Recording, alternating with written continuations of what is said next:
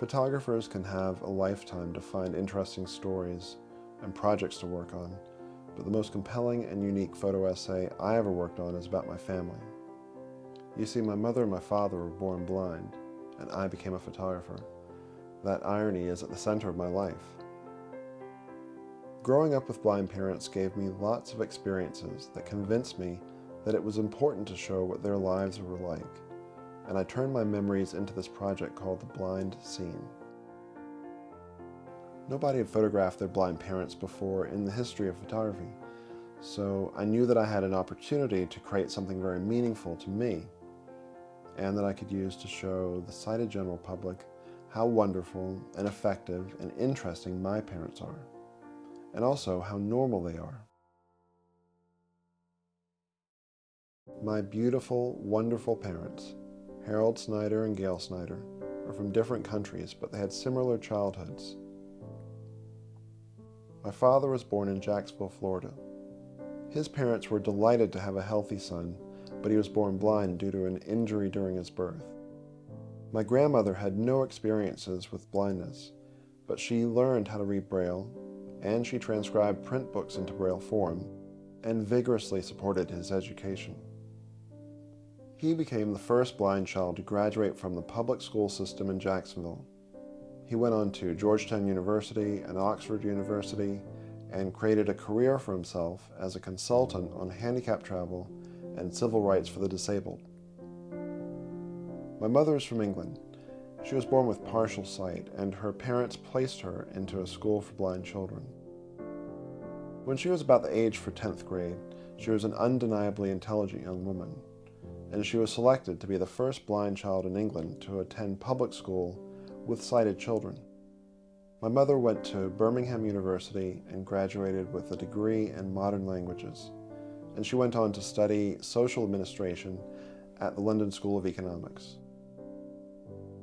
In 1969, my mother was working in London as a Braille proofreader at the Royal National Institute for the Blind, and along came this American named Harold Snider, and they clicked like a pair of handcuffs.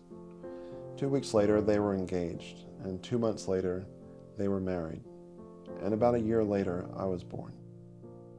When a blind couple has a baby, it's easy for sighted doctors and nurses to be concerned that a blind couple might not be able to take care of their new baby.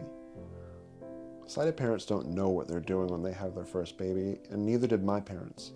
So my parents had to learn just like everyone else does. And they took excellent care of me and my little sister Ellen when she was born about 2.5 years later. And we turned out to be fun, healthy, normal little kids.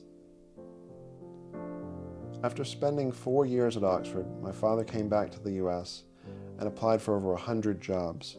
He kept getting rejections, mostly because employers didn't want to deal with a blind person. He applied to be a Foreign Service officer at the State Department, but they weren't hiring any blind employees. They were blatantly discriminating against blind applicants. And he got his bachelor's degree from the School of Foreign Service at Georgetown University. So he eventually got hired by the Smithsonian Institution. At the Air and Space Museum, where my father worked, he suggested that they build an exhibit for a sample of moon rock and make it available for everyone to touch. So now, in the top museum in Washington, D.C., millions of people have come to touch this little piece of moon rock.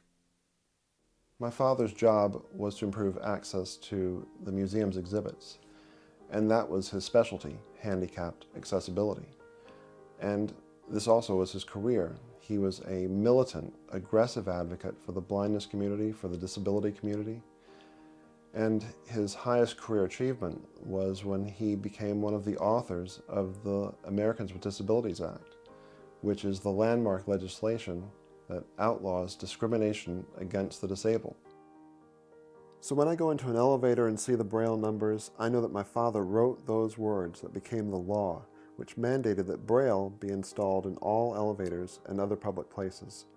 My father had a very intense, competitive side. He was very aggressive and wasn't worried about upsetting people. He was only worried about bigotry succeeding. My parents had their own language, which was Braille, but I was a sighted child, and my language became photography. In college, I went to the School of Visual Arts. I fell in love with the Magnum photographers and their focus on humanistic documentary photography. So I came home with my camera and I negotiated with my parents about doing a photo essay about them. They said, well, we're not going to pose for you. We're just going to go on about our business. And so I said, sure, no problem. I knew my parents' lives very well, so I planned to document them at work and at home and show their adaptations that help them to live independently. I was always looking for interesting moments during their commutes to work. Here, my mother is surrounded by people reading newspapers while she's working on one of her never-ending knitting projects. There were situations that I noticed were visually interesting among our routine activities. This is a picture of my dad getting into our car, with the brick wall behind him and reflected in the car's roof. There's another photo of my dad getting fitted for a suit. Getting clothes together was something I liked doing with him. He wanted to look crisp and professional, and I always made sure he looked good. There were lots of wonderful moments between my mother and my sister that I just knew happened all the time in most people's families. I just had to pay attention to get them on film. Whether it was in the kitchen, a mother consoling her daughter, or a teenager laying on the ground, talking on the phone while her mother listens and smiles, or when Ellen was getting ready for her senior prom. Our mother touched her hair and her dress and got a sense of what her outfit was like. This was a real challenge for me, to photograph a true documentary about my family and record a moment in time that I thought would never end. At my dad's office on Independence Avenue, his windows looked out onto the National Mall. It was a great view, but that didn't matter to him. He just wanted to work on his computers. His computers had speaking technology, which at the time was a real breakthrough. At my mother's office, she also had a tremendous window overlooking George Avenue. She's a social worker for people that are new to blindness, and she helps them receive job training and support services like counseling or volunteer shoppers or readers. She spent more than 30 years at this, directly helping blind people get connected to resources that can make their lives better. My father still had a small amount of residual vision. Most blind people can still see a small amount of light, and he could see the lamp in this restaurant, and sometimes he could direct them at someone he was talking to, as in this photo with this waiter. There were lots of sweet moments that reminded me of my childhood, as here you can see my parents with a friend's newborn baby. It showed me how tender my parents were when they were raising me and my sister. I tried to capture the physical connections we had to each other. We always walked together. Our parents' hands would lightly hold onto our arms, and we guided them everywhere we went. Now, if you can imagine leaving your house with your parents and walking with them arm in arm every single time for 20 years, you wouldn't know any other way. The problem with being blind is not the physical handicap. It's the low expectations and opinions of the sighted general public that hold blind people back. This is something I learned as a child and was reinforced by seeing the ignorance that my parents had to put up with and by hearing about the humiliation that their friends had to deal with. And so, because of all this low-grade discrimination, like sighted people don't think that this blind job applicant will be a good employee because they can't see, or that blind parents are thought to be incapable of taking care of their children. These low expectations convinced me that it was important to document two highly functioning blind people who were actually just normal once you got to know them. There are blind superstars like Stevie Wonder and Ray Charles.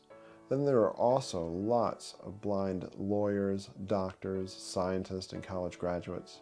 Yet there's still a 75% unemployment rate amongst working-age blind adults. That's because blind people aren't given the chance to prove themselves. These are people with families. They need to make a living.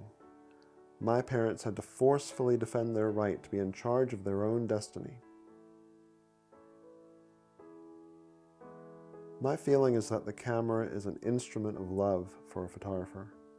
We point the camera at the things we love the most, and I treasure my family the most.